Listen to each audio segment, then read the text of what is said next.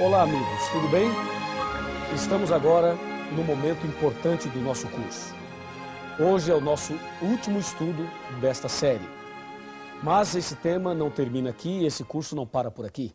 Você pode fazer muito mais, se aprofundar muito mais e conhecer muito mais a palavra de Deus.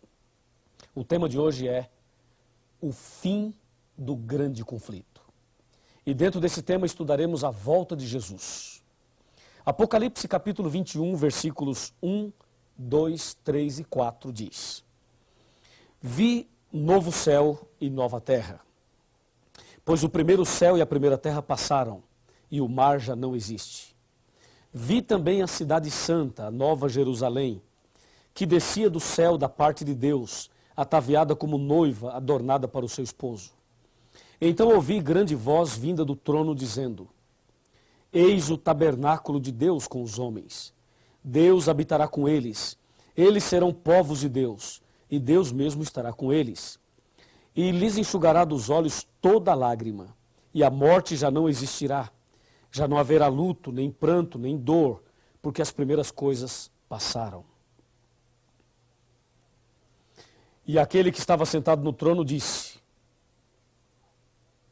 Eis que faço novas todas as coisas. E acrescentou: Escreve, porque estas palavras são fiéis e verdadeiras. Querido amigo, querida amiga, meu irmão e minha irmã, em breve Jesus vai voltar. Apocalipse 1, verso 7 diz: Eis que vem com as nuvens e todo olho verá. Lá em São Mateus capítulo 24, os discípulos conversando com Jesus perguntaram, interrogaram da seguinte maneira. Mateus 24, verso 3. No Monte das Oliveiras achava-se Jesus assentado. Quando se aproximaram dele os seus discípulos, em particular, e lhe pediram: Quando sucederão essas coisas? E que sinal haverá da tua vinda e da consumação do século? A pergunta aqui envolve duas questões. A primeira é quando? E a segunda, que sinais haverão ou haverá? É o que nós vamos ver agora. Alguns desses sinais e também vamos saber a resposta da pergunta quando. Essa pergunta quando envolve tempo e os sinais envolvem os acontecimentos. Então, por favor, me acompanhe nesse raciocínio. A palavra de Deus apresenta então a pergunta, o questionamento dos discípulos. Quando sucederão essas coisas? A primeira pergunta é quando, e a resposta está no verso 36 de Mateus 24. Jesus respondeu claramente: Mas a respeito daquele dia e daquela hora, ninguém sabe, nem os anjos do céu, nem o Filho, mas somente o Pai. Ou seja, o dia da volta de Jesus não foi revelado ao homem. O ser humano não sabe, somente Deus sabe. E Deus não nos revelou o dia sabiamente, porque se Ele revelasse o dia da volta de Jesus, as pessoas deixariam para se preparar na última hora. E aí o preparo não seria por amor, e sim por medo ou por desespero. Aliás, existem três grandes acontecimentos na vida do homem que nós não sabemos o dia, nem a hora, nem o mês e nem o ano. Primeiro, o dia da morte. Ninguém sabe o dia que vai morrer. Segundo, o dia do fechamento da porta da graça. Também ninguém sabe. E terceiro, o dia da volta de Jesus. É ou não é? Agora, com respeito aos sinais, Jesus deixou vários sinais. Aqui em São Mateus, também em outras partes da Bíblia. Por exemplo, Jesus falou que a ciência se multiplicaria. Está lá em Daniel capítulo 12. Hoje, você pode ver o conhecimento crescendo cada vez mais e a tecnologia também. Por exemplo, você está me assistindo agora numa fita VHS, ou num DVD, ou num VCD, no computador, ou na televisão. De alguma forma você está assistindo esse estudo bíblico.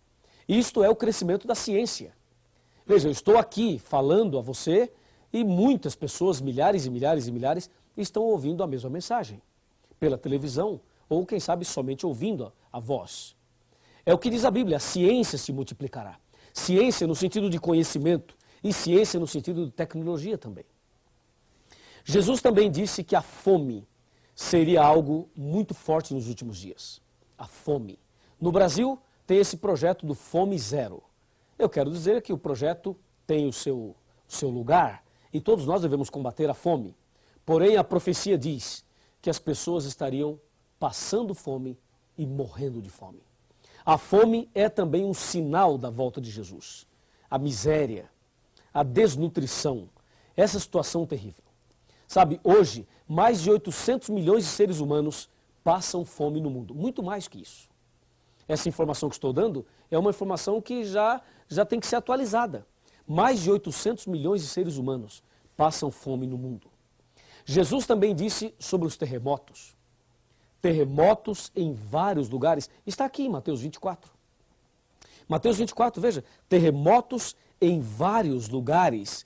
Está escrito aqui, ó, versículo 4, versículo 5, versículo 6, versículo 7 e versículo 8. Falando de terremotos, o maior terremoto da história aconteceu em Lisboa, em cumprimento da profecia de Mateus capítulo 24, versículo 29, aconteceu o mais terrível terremoto que já se registrou. Foi no dia 1º de novembro de 1755. Esse terremoto estendeu-se pela maior parte da Europa, da África e da América. Foi sentido até na Groenlândia, nas Índias Ocidentais, na Ilha da Madeira, na Noruega, Suécia e Grã-Bretanha e também na Irlanda. Esse terremoto abrangeu uma extensão de mais de 10 milhões de quilômetros quadrados. Esse foi o maior terremoto que se tem notícia. A cada ano, temos cerca de 6 mil grandes terremotos a mais no mundo. Nos últimos 90 anos, tivemos 1,5 milhão de terremotos. Terremotos grandes e terremotos pequenos. O terremoto do Japão, do México, dos Estados Unidos, são terremotos que se destacam. O que dizer da violência? Jesus também falou que a violência seria um sinal do fim, seria um dos sinais da volta de Jesus.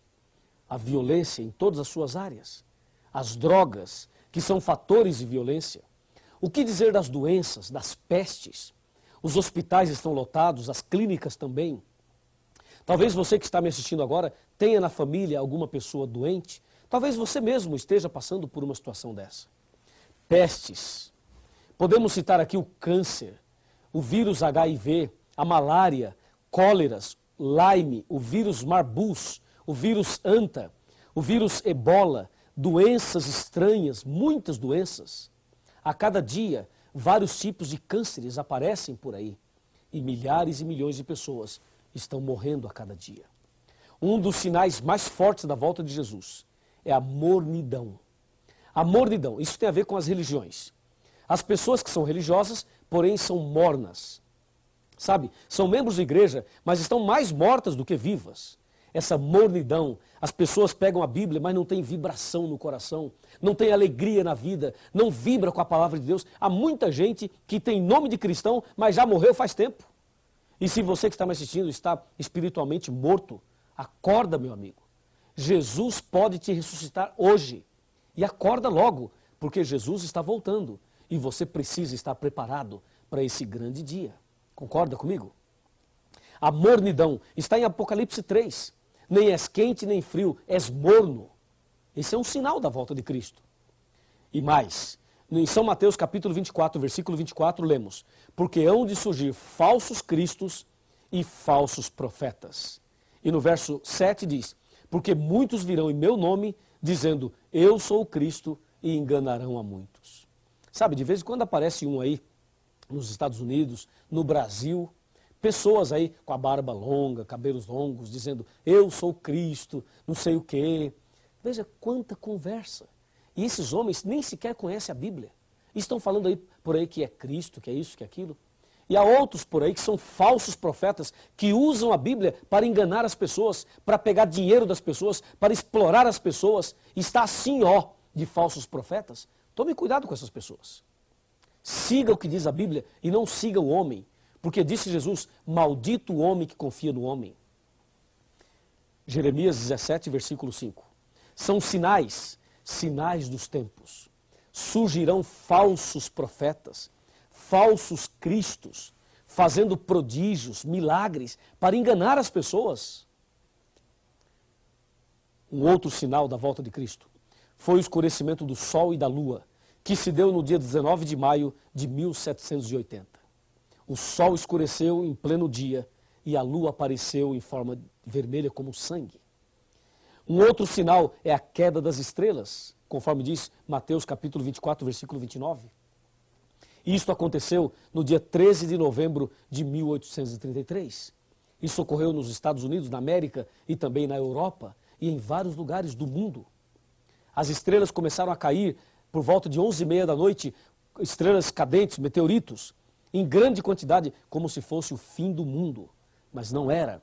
Era mais um sinal da volta de Jesus. Guerras. Guerras e rumores de guerras. Na Primeira Guerra Mundial, 20 milhões de pessoas morreram. Na Segunda Grande Guerra Mundial, 50 milhões de pessoas morreram. Além do conflito da Coreia, da Guerra do Vietnã, guerra entre Irã e Iraque, guerra de Indochina, da Argélia, da Bósnia, guerra das Malvinas, guerra do Afeganistão, guerra agora entre Estados Unidos e Iraque. Esse problema do terrorismo, guerras e rumores de guerras. O século XX foi o mais sangrento de todos. E o século XXI, nós já começamos presenciando uma guerra transmitida ao vivo pela televisão em rede mundial. Não é o fim do mundo? Com certeza é. E assim, presenciamos o famoso 11 de setembro, não é verdade? Quando aqueles aviões sequestrados atingiram as torres gêmeas das ilhas de Manhattan, nos Estados Unidos, matando milhares de pessoas. Aquilo ficou marcado na memória de todo ser humano. Mas não somente aquilo, a retaliação, o retorno americano a esses países supostamente envolvidos na guerra. E assim, pessoas simples, pessoas comuns, crianças, mulheres são atingidas nestas terríveis guerras. Com certeza, podemos presenciar os sinais da volta de Jesus. Jesus está voltando, amigo. Em breve, Cristo aparecerá nas nuvens dos céus. E a Bíblia nos adverte. A Bíblia diz que surgirão falsos cristos, ou seja, o diabo vai tentar imitar a volta de Cristo. Em São Mateus capítulo 24, versículo 27, está escrito: se alguém vos disser, eis que ele está aqui, ali ou acolá, não acrediteis. O diabo vai tentar imitar a volta de Cristo, mas Cristo virá nas nuvens dos céus e todo olho verá. Ele virá de uma forma visível.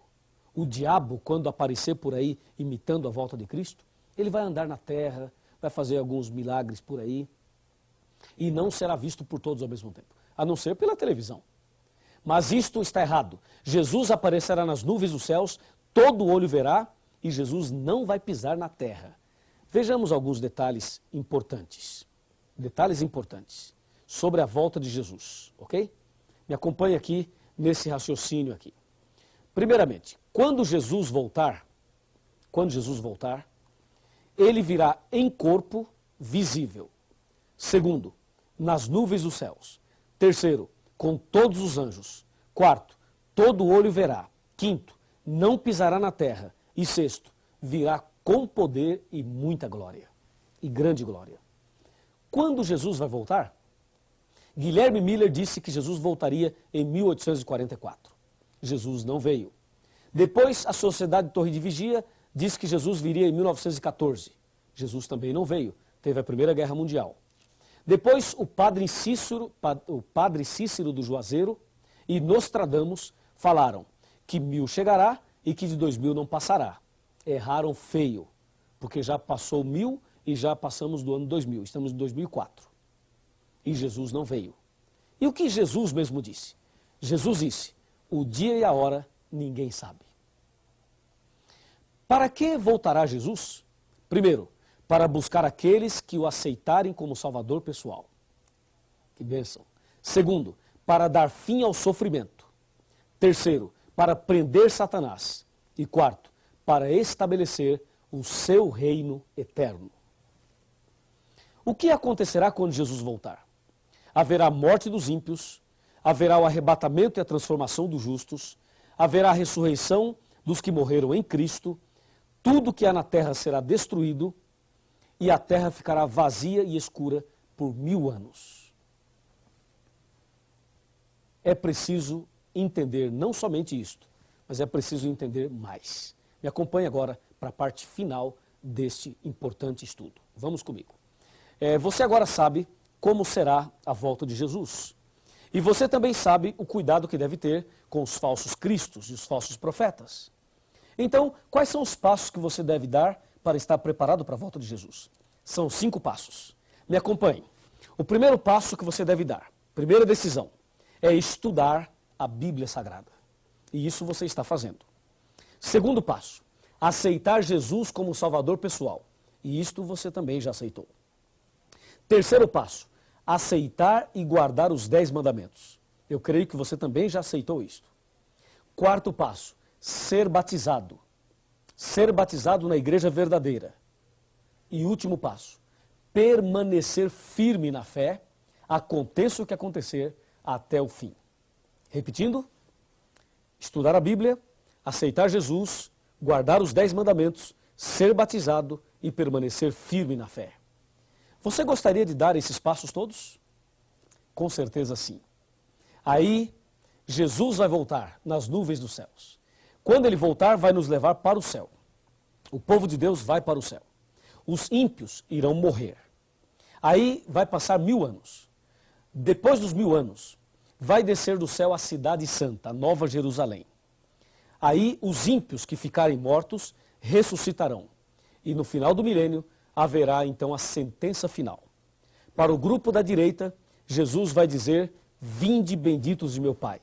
Para o grupo da esquerda, Jesus vai dizer, apartai-vos de mim.